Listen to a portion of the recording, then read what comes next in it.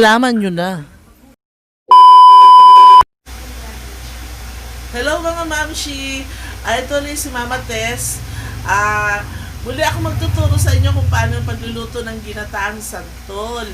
Karaniwang nakakalam nito mga taga Bikol, ganyan, parte ng Quezon. Marami nag-i-email sa akin o kaya nagsisend ng mga tanong kung paano daw pagluto ng ginataang santol na hindi maasim. Yeah, okay, tuturo ko po sa inyo ngayon. Panoorin niyo po. Thank you.